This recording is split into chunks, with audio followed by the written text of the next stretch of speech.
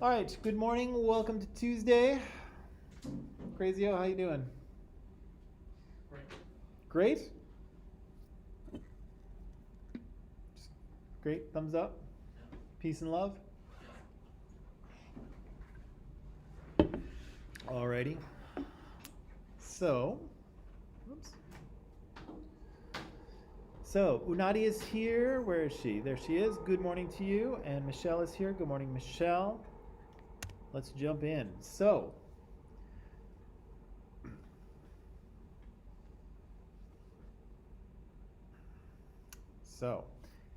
yesterday we were talking about yes, we were talking about the ongoing legacies of Canadian genocide, right? And so we said that there was an argument that was being made in that article that we read. Can you remind me of what that argument was? Jim, what was it? What's that? The argument in the article that we read, the ongoing legacies of Canadian genocide. What was that author trying to convince us of? So what you comment on, like, is the Canadian residential school, Yep. the kind of national revenue service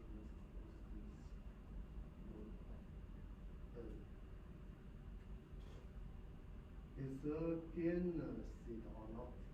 Is it genocide? Genocide. Yeah, is it genocide or not? Yeah, and what was she?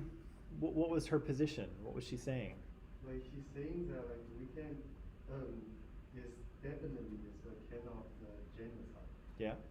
Because like the genocide is not just like what Nazi Germany did, like they just killed the Jews physically. Yeah. But also like the Canadian government, they also do that like mentally. They don't they kill the Indian in the culture. I mean, Yeah. And like it's also a kind of genocide. Yeah. Yeah, that's good. That's perfect. Yeah. Yeah, So. like also they are also like the Indian in the Canadian residential school. Like, there are also a lot of people. I mean, like a lot of children died over here. Mhm. Yeah. So it's definitely a kind of genocide. Yeah, that's exactly right. Right. She said that, the sort of genocide we often think of is maybe Rwanda or definitely the Holocaust, but here we have, a different type of genocide in Canada. Genocide is only meant for the human or can be another only can use for human. Only for humans, yeah. And so, yeah, we might think of genocide as just rounding up a bunch of people and killing them, but here in Canada we've had a different kind of genocide, right? One that's taken a long time. It's happened in a bunch of different ways. Indian residential schools are part of that process, sadly. But yeah, she says that there's a genocide that happened here, right? And I said that, at the end of that article, there were some questions, right, about, why, why does it matter, right? Why should we be arguing now about, did we have a genocide in Canada or not? Well, isn't it over? Why should we argue? Why should we try to figure out, if we should use this word or not? What's the point of it all? And how do we, and maybe bigger, like, how do we deal with the past, right? How do we think about it and how do we remember it? And does it matter if we call something, if we label something a genocide or not, right? And so that brought us to this little video that we watched yesterday, right, on the bell in Germany. And so I wanted to ask you some questions, but of course we ran out of time. In that video, what ways did we see Germany kind of engaging with the past?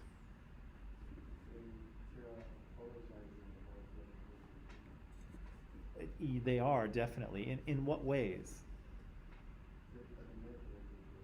They what? Yeah, so they're definitely, they're not trying to deny it, right? They're saying very clearly that, especially in Berlin, right? This is where this is where all the orders were given, right? This is where Nazi Germany was centered, right, in Berlin. And so there's lots of evidence of what happened there in the past. And what did we see? Some of the things we saw.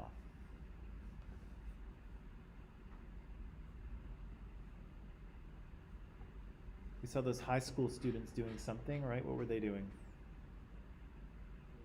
Cleaning. They were what?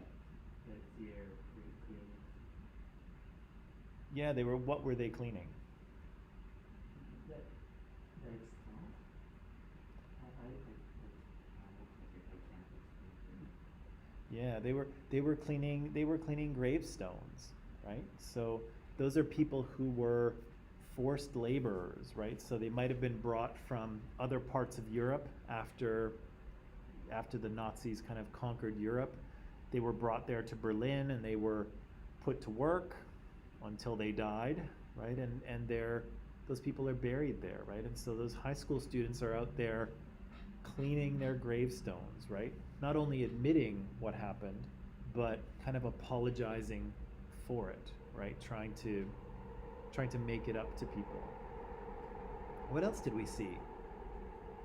There was a guy putting blocks into the ground. You remember him? What was he doing?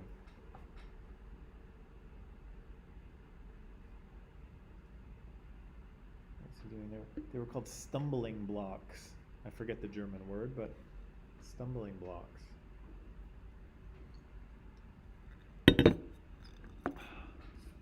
Daniel, do you remember? Do you remember what we saw? Had those gold blocks hammering them in. There was some writing on them, if I remember.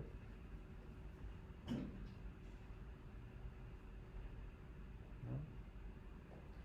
So on those blocks were the names of people who used to live in the buildings in front of them. And so the artist who is kind of working on this, he's done his research and he's putting the names of people who were taken from those very buildings and sent to a death camp, basically. And so now when people walk into the building, they see these little markers, right, of people who were taken, right? And so again, another way of remembering what happened in the past, right?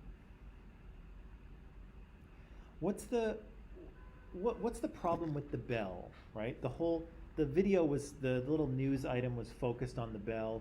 What was the controversy? What were people upset about?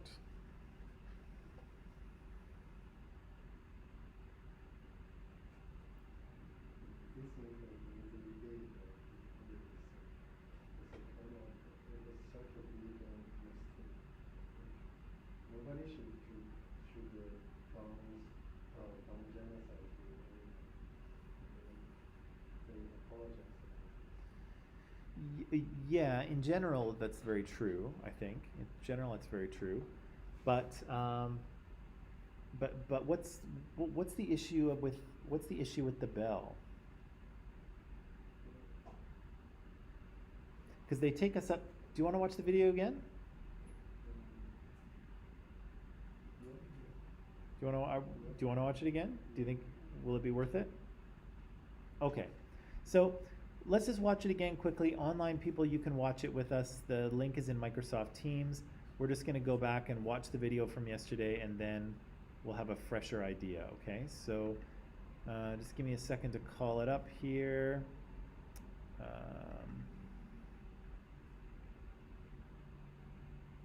Second to call it up. Nope, that's not it.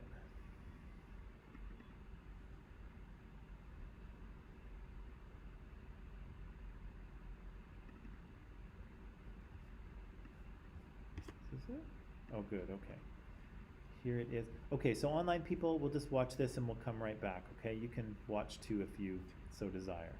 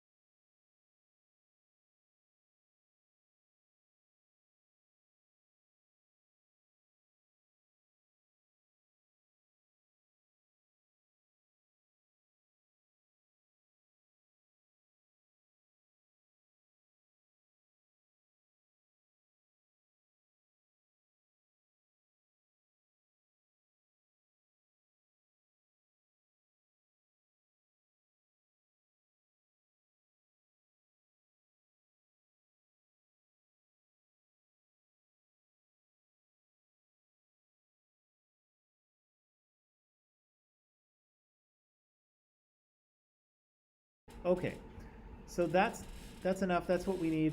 What's the controversy about the bell? The bill is there are two opinions about this bill. Someone says we should leave it be, and I think some Asian also like nobody should.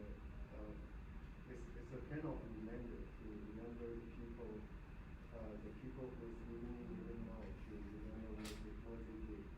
But like the other people think it's kind of strange. Also here is not as simple as like the people's name on the bill. So they think like we shouldn't use such a evil bill to sound like here because everybody will hear. Yeah, yeah, that's good. Yeah, there's kind of two opinions, right? The opinion that, again, I'm just sort of relaying this to the online audience here. Yeah, the idea that, you know, this bell is kind of a historical artifact. It's been there for almost 100 years now, and people want it they want to continue to use it, right? To have it ring every day or 3 times a day or whenever it rings. But there's another group of people who think that, yeah, but this bell has this symbol on it, right? This symbol of evil, and it's associated with the Holocaust and all kinds of horrible acts. How can we continue to use this bell, right? This bell that has this symbol on it. What do you think? I think like if I can choose. I mean, I believe it. I think that it's just like to, cause we should never forget this history. So like it's a kind of reminder to our children and some people who doesn't know that. Like if we forget, although it's wrong, like what Nazi Germany did is exactly is wrong, but like we should remember like always, cause like the lives of the Jewish people who has been killed will never be back, right? Yeah. So yeah, we made it. We remember it and like we apologize for it. That's it. Yeah, there's some important lessons, right? There's some important things to remember, right? These things happened, right? In real life, these things happened, right? And you know, if we forget them, not only maybe do we run the risk of repeating mistakes, but you know, we also have a bunch of people who are not here anymore, as Jim mentions, right? And so we have to respect their memory, right? And the fact that they were rounded up and murdered, right? What? This is a more complicated question, maybe, but what story is Germany telling itself about its history? Because I've said this before, but all countries have to do this, right? All countries have to create an origin story for themselves, just like superheroes, where, you know, where does this country come from and what is it? And how is Germany trying to do that? This is a tougher question, but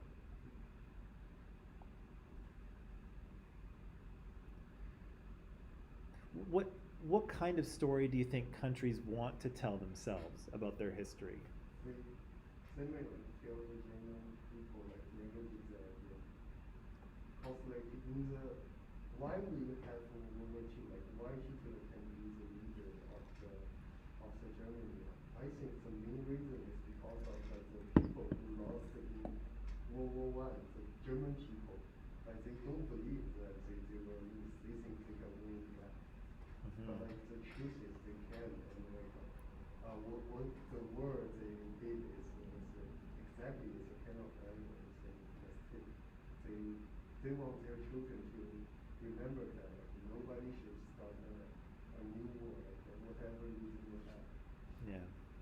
There's it's true, right? That Second World War comes out of the First World War, right? And Germany's kind of unhappiness with how it ends. But I don't know, would you say that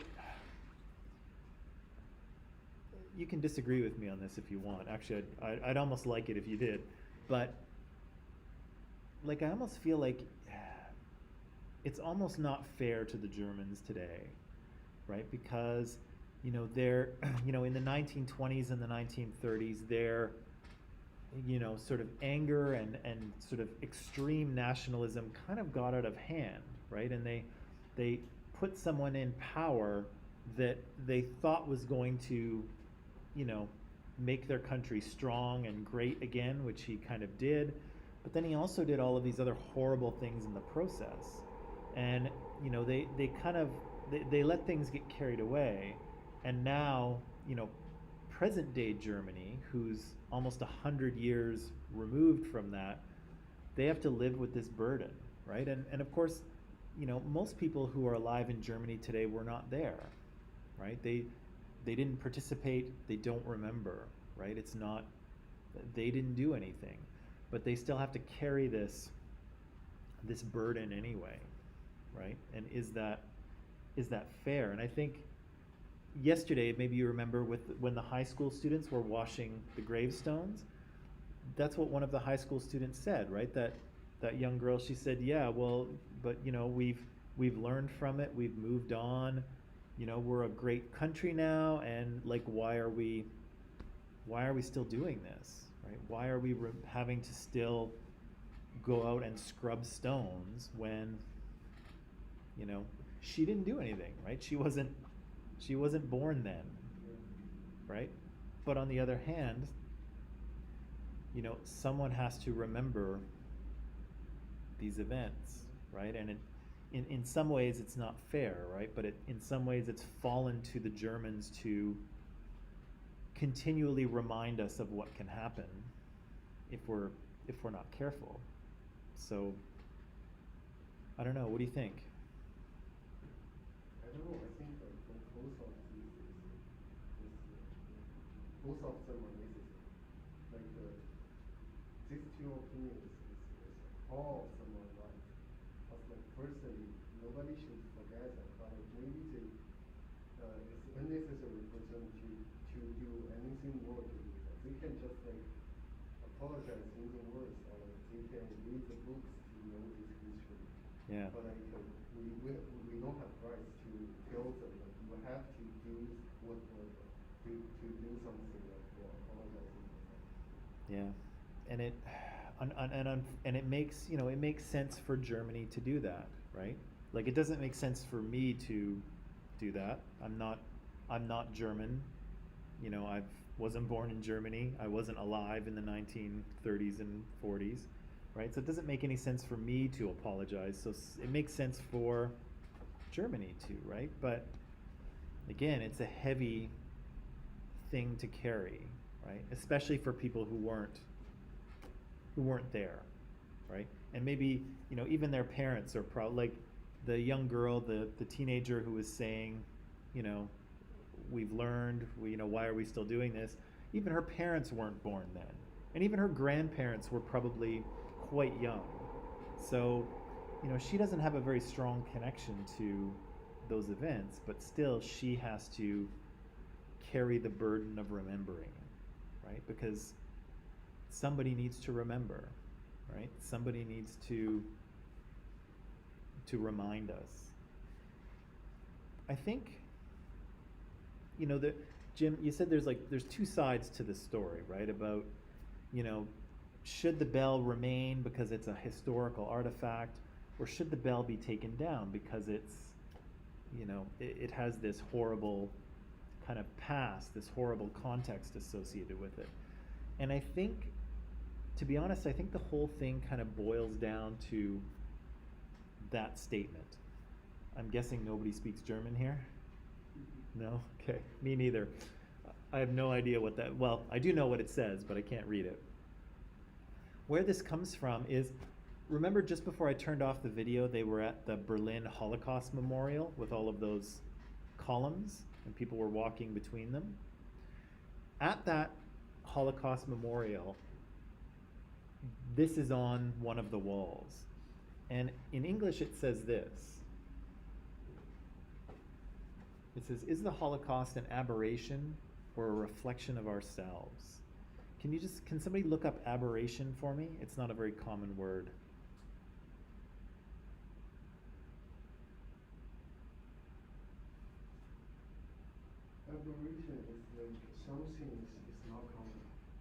Something. It's like something is not normal people to do. Yeah. It's not common. Something not common, something strange, something out of the ordinary, right? So I kind of think that the bell issue is related to this. And I think depending on what your answer is, that kind of informs what you might think about the bell. So what's this saying? Well, is the Holocaust, is what happened in Nazi Germany with the extermination of the Jews, was that uncommon? Was that weird? Was that just, oh, Hitler was crazy? Or is that something not so crazy? Is it something that human beings are prone to do if they get carried away? Okay, I think nowadays is crazy, but like in the history, I saw a lot of Holocaust actually, like whatever in which country's history also has this, like in China and like in Japan. Every country has done that, has done this. Sorry, say that again? I mean, like every country has done this in their history. Yeah.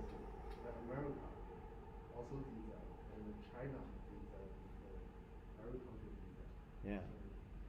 But nowadays, as I say, like it's kind of crazy things. But like the history is coming. Yeah. Which yeah, is and I think that kind of speaks to what you were saying before, where, we have to remember this, right? We have to remember what happened, right? Because again, it's not weird, right? It's not like, oh, that would never happen again, right? I mean, when we were talking about genocide earlier, we said that there have been 53 or 43 genocides since the Holocaust, right? So is genocide uncommon? Historically, it seems not, right? And so again, depending on what you think of this, I think that changes your idea of how you feel about the bell and how you feel about the history of the Holocaust, right? If you think this is, an uncommon event and it was just because Hitler was crazy, then you don't need to remember it because there's no lesson to be learned. It was just one crazy guy. But if you think that there is something that's just too human about the extermination of other humans, then we need to remember it, right? We need to make sure that we don't forget. And unfortunately for modern Germans, that is their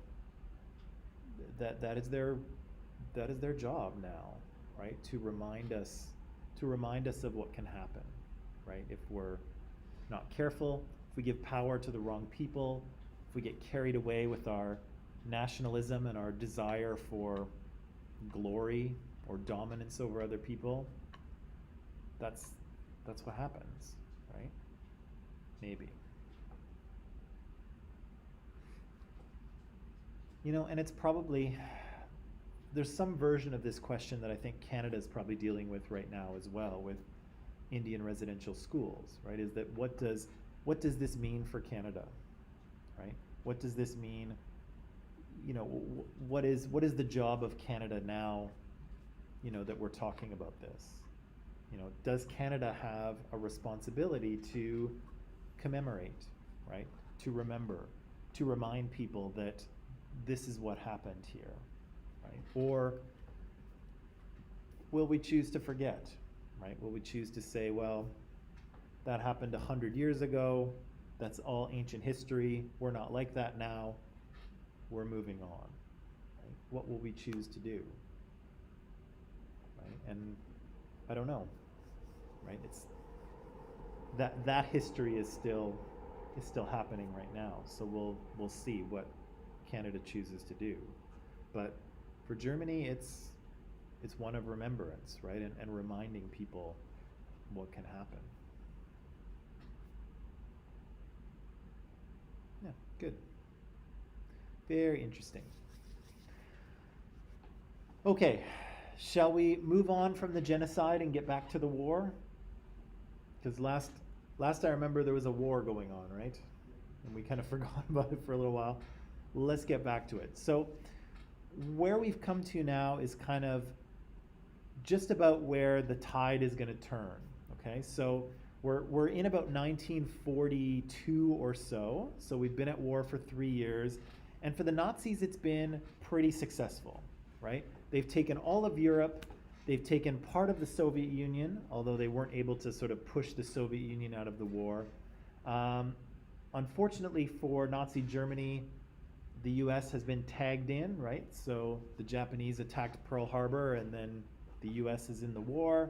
And so, but up until this point, the Nazis have been really successful, winning kind of battle after battle.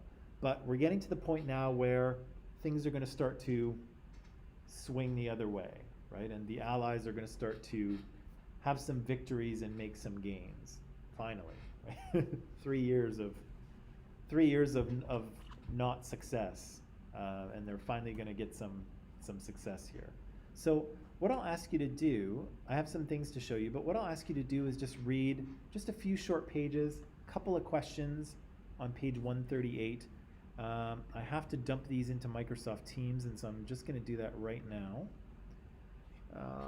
That's page 131 and 136. There it is.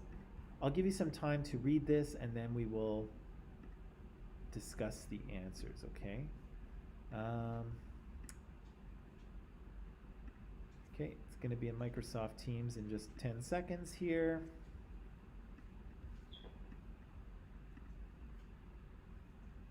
All right, I'll put some time on the clock, and then we'll be good to go.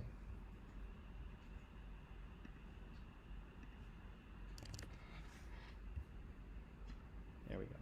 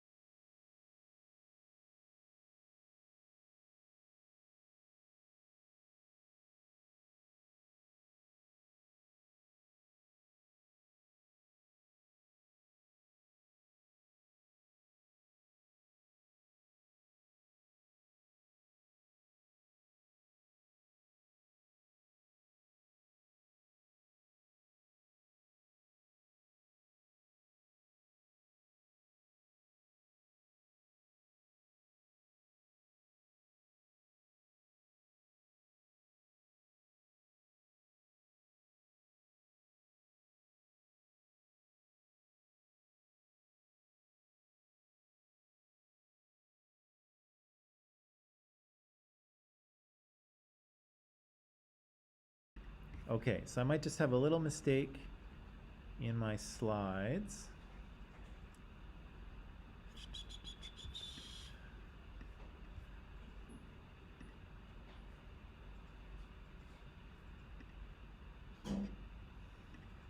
Okay, maybe I'll just tell you here. I'll just tell you what I want you to do, because my slides are wrong.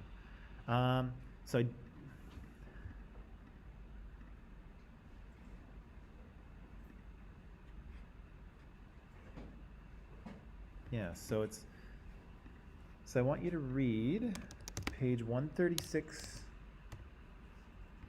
Hang on, that's not right either. Oh no, that's the right. No, it's the right section. It starts at 131. It goes to 136. Yeah. And then questions. Yeah, so that's the right one there, Crazio, but it says 136 to 138, but it's got all the pages in there. So it is correct. It's just not labeled right. I'll fix the labeling though.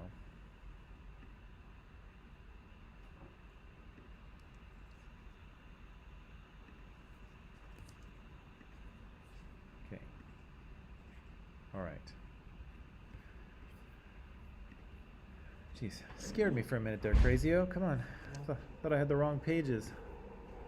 I'm not sure. Okay.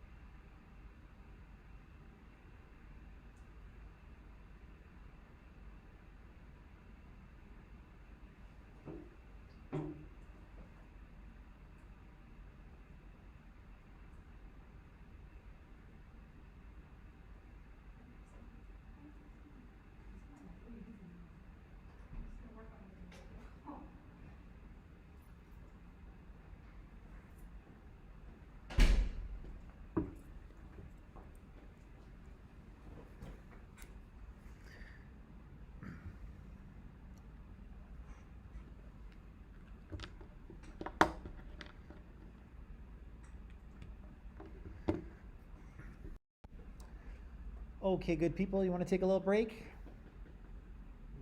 Little break? Okay. Let's take 10. We'll come back. We'll finish reading. We'll talk about these questions, and then we'll start to wrap up the war, okay?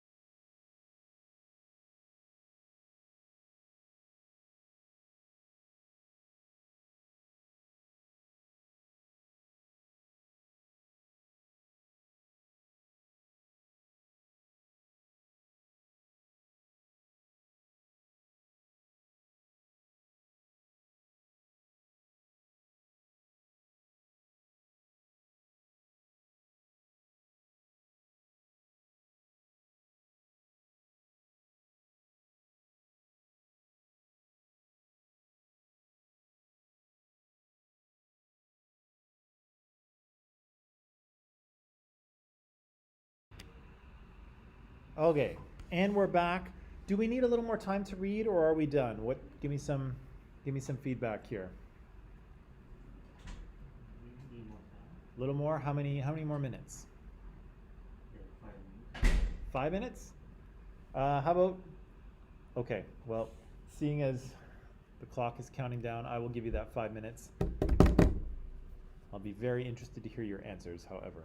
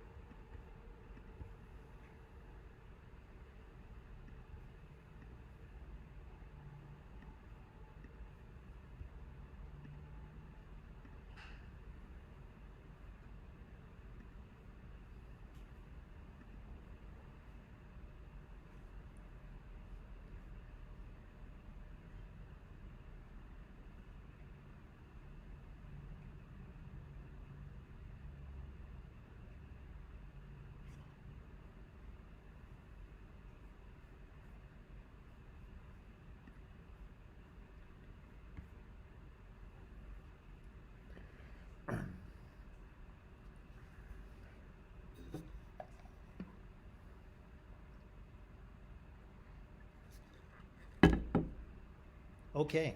The clock says the time's up. So let's look at this. So, as I mentioned, this is where the tide's starting to turn, right? The Allies are starting to pick up some victories, finally, right? After about 2 or 3 years since the war started, we're seeing some success, right? And the first one is at Stalingrad. So, what's the significance of Stalingrad? Why are the two sides kind of fighting over it?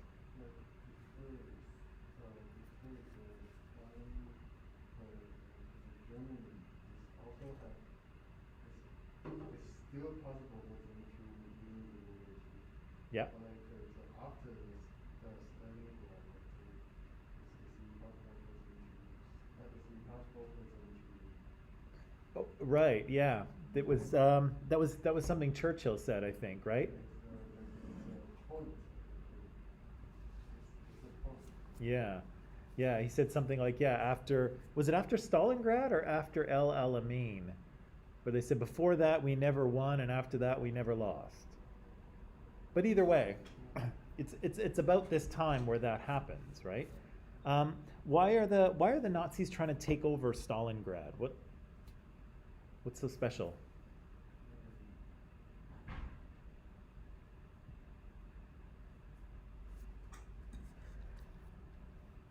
Maybe something about a river? Mm-mm. No? A river divides Stalingrad, but that's not why they're fighting over it, or that's not why the Nazis want to take it. It's like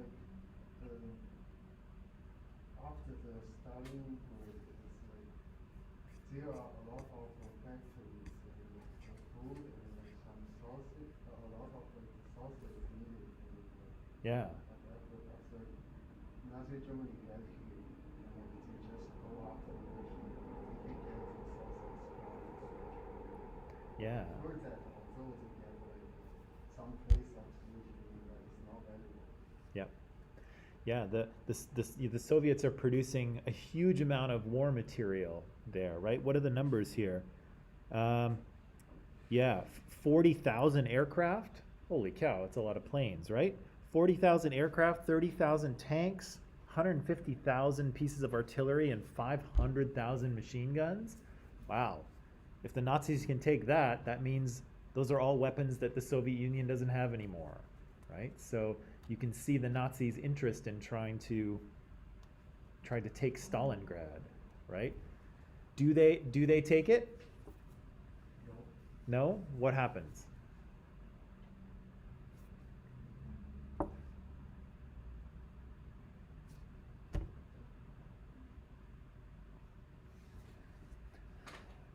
Yep, something like Soviet Union are fighting back with some like snipers and they like are they destroying the weapons which belongs to Soviet Union? Well, they're kind of going, I think the way the text described it, they're kind of going street to street, right? So the armies are kind of fighting their way through the streets, taking a little bit of land and losing and back and forth. So it's pretty gritty and bloody and difficult to take, right? And then they say that the Soviets make kind of a strategic move, and what do?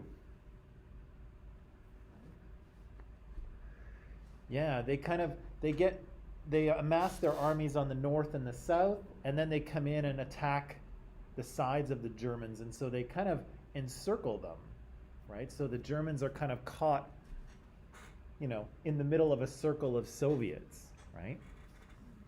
And so what do then, those Germans?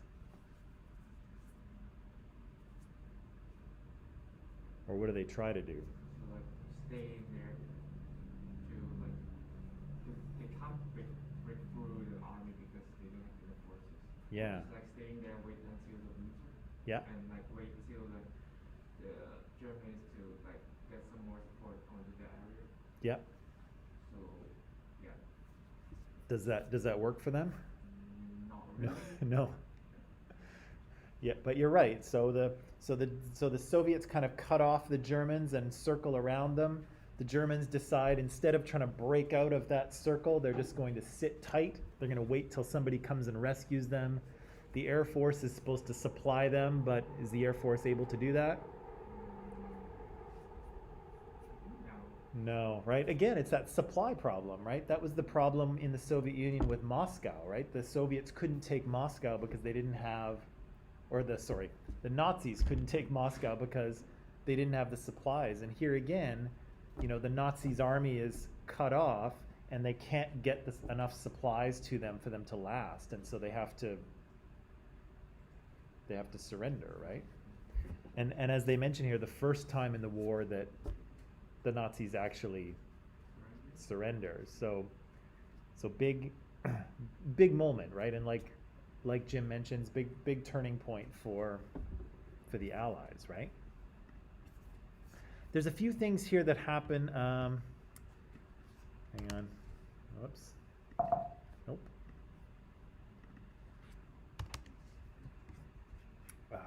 Right. So that's kind of Stalingrad. What's happening at El Alamein? Somehow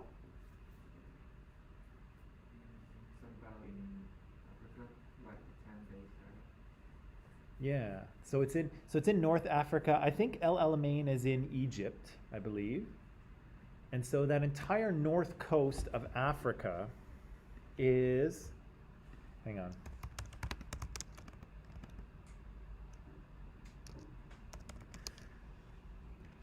That entire north coast of Africa is held by the Nazis originally, right? Let's have a look here. Whoops.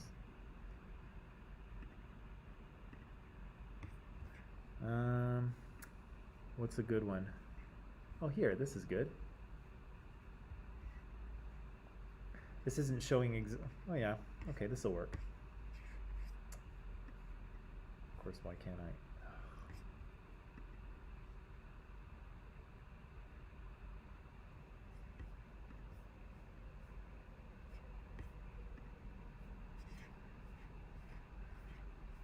This is why I usually have maps in my PowerPoints. Where is it? There we go. Yeah, so you can see here, oh good, you can see here why the Nazis might want to control Northern Africa, right? Because they control, Spain is staying neutral, right? But the Nazis control France and they control Italy, right? So if they want to protect France and Italy and keep the Allies from invading, they need to control Northern Africa as well, right? And they do until the Allies are able to send in some troops, right? So they fight them at El Alamein, which is in Egypt, I believe, which is a little bit farther east than this map shows. And then finally they land another army here at Gibraltar, and they're able to kind of move in and push the Nazis out of North Africa, right? And that means that the Allies are going to have a base to launch into Europe from the south, right? And as you read about, there's a little bit of difference of opinion about whether they should invade Italy or whether they should invade France. As you read, they choose to invade Italy first, and that results, what does that result in for Italy?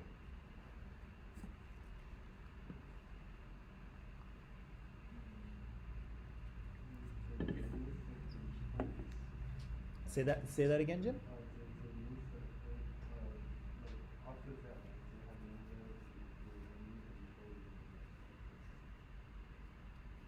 They don't have any.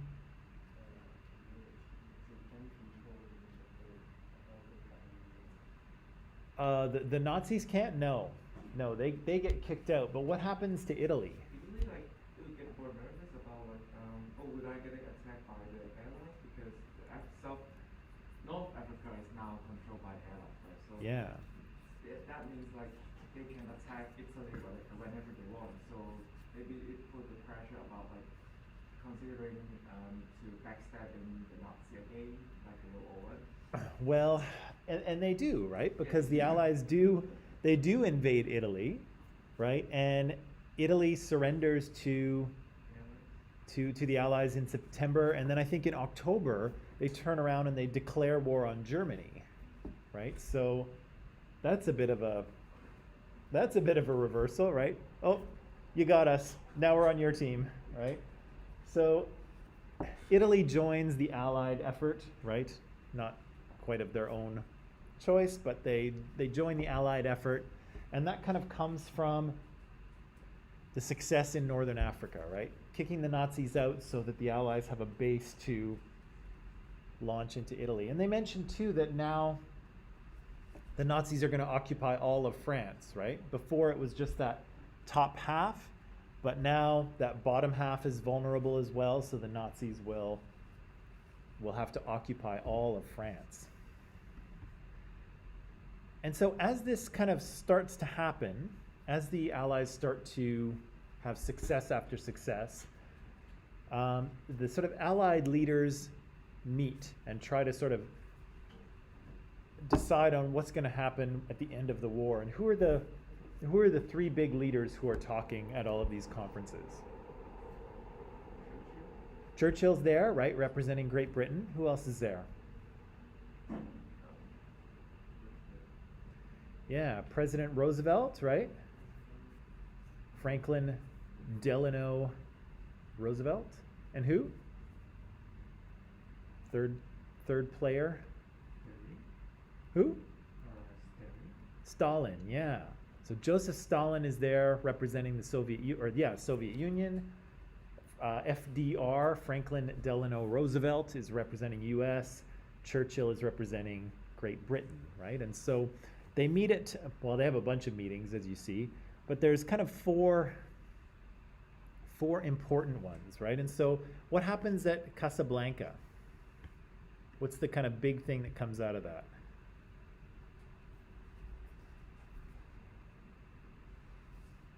I guess two things that come out of that.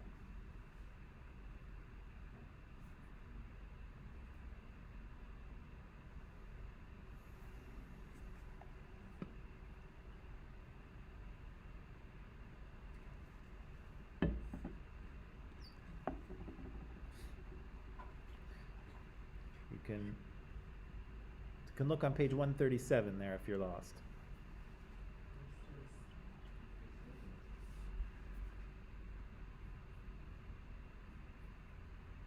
What do they agree to at Casablanca?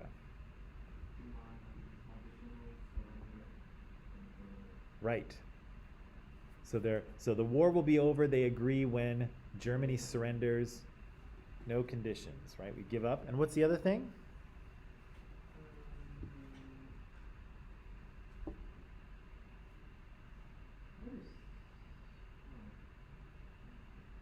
What's what?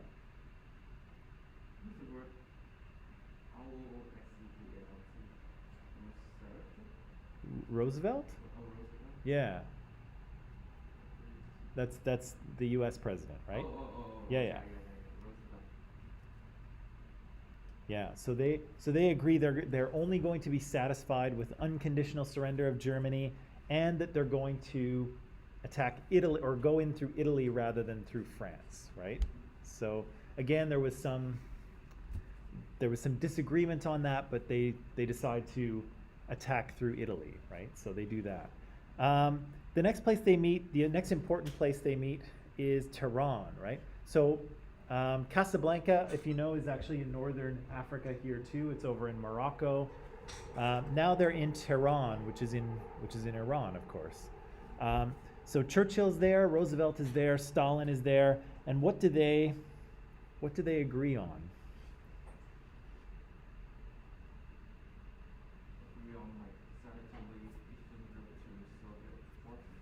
Right. So Europe is slowly being liberated, right? So Great Britain and the US and Canada are kind of in the west, in Western Europe, and they're liberating Italy. They're about to liberate France, and they're kind of moving eastward, right? And the Soviets are coming in through Eastern Europe, and they're moving westward, right? And so there are places in Eastern Europe that are now under the control of the Red Army, under the Soviet Union. And so those are going to, the Soviet forces are going to control them, right? So that's one thing. And then it looks like Stalin also agrees to declare war on Japan when possible, right? So they have kind of a loose commitment from him to help out in the Pacific, but we'll get to that. What happens at Yalta? Agree to demand reparation and destroy German industrial capacity. Right? And declare the airline control commission. That is correct, right? So they agree to some sort of reparations, right? So again, people are going to have to pay back after the war, right?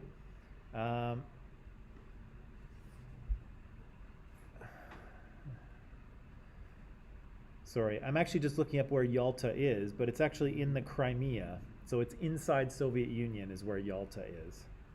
Oh, did I have it on the screen? Oh yeah, I did. Just Wikipedia'd it very quickly. And actually here, there we go. Look at that, hey? So this is from the conference. Here we've got Churchill on the left, we've got Roosevelt in the middle, we've got Stalin on the right, right? And Roosevelt actually isn't looking very good. He's, as you read, he's gonna die pretty soon, right? So he'll be exiting out of the picture pretty soon. So what? No, that's not what I want to do. Okay, so what happens at Yalta? So they agree to reparations for Germany and to destroy German industrial capacity. They agree to divide Germany, right? That's an important thing, right? Because that division between East and West Germany is going to set the stage for the Cold War. This lead to the Cold War happening? It doesn't lead to it. Like, is it like a cause? Well, it's a lot of the showdown between the U.S. and the USSR is going to happen in Germany because that's where the two enemies are like butted right up against each other, right? So that's where there's going to be a lot of conflict and a lot of friction, right? Because they're next door neighbors in Germany, right? So yeah, that's going to turn out to be important during the Cold War, right? The division of Germany. They agree to kind of redraw the lines of Poland, right? The borders of Poland. And then Potsdam. Potsdam is the last one. And so what happens at Potsdam? And you can see there's a lineup change, right? So Roosevelt is gone, and now U.S. President Harry Truman is there, right? And so what do they agree to here? Let's look. So we have peace settlement proposals, agree to German disarmament and demilitarization, controls over German industrial production and scientific research, decentralization of German corporations, steps to promote democracy in Germany. Right. So they're setting it up to kind of reverse what Hitler has done, right?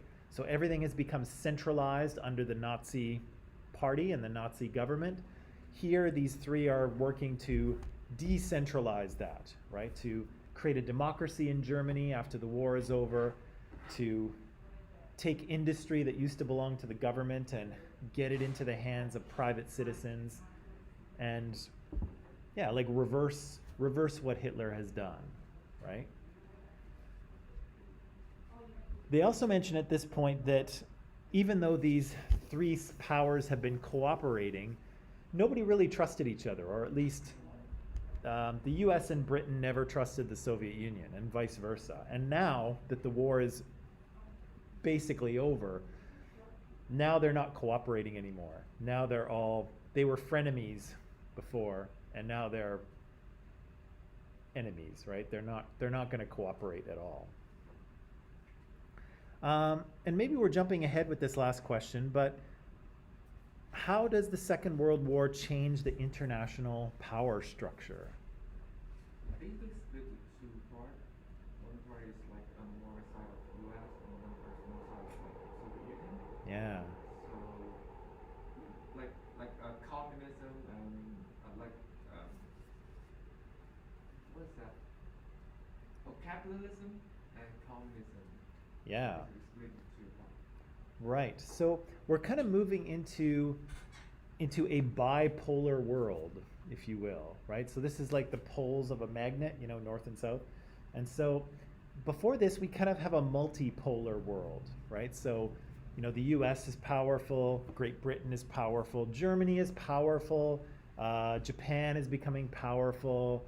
We've got all of these, you know, different powers, and, you know, they're a little bit stronger than the other maybe, but it's kind of a mix, right? But now we're going to see that most of those other nations are going to fall, right?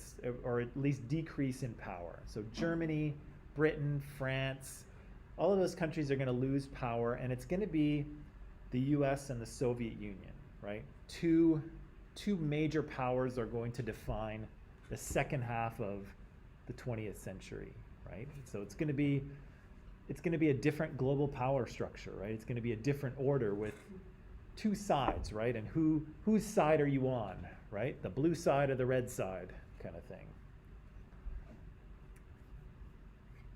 All right. That's pretty good. Let me just see. Oh, my timer's still up there. Let's turn that off. Okay. So I think that's going to be enough for today. Tomorrow we'll come back. We'll review what we've talked about. We'll talk about the end of the war. We'll talk about the death of Adolf Hitler. And maybe we'll talk a little bit more about fascism. I may have a video for you, or I may have something else. I haven't decided. So, but maybe I'll leave it there for today. I'll let you pack it up, and I'll see you all tomorrow, okay? All right. That is all. Have an enjoyable afternoon.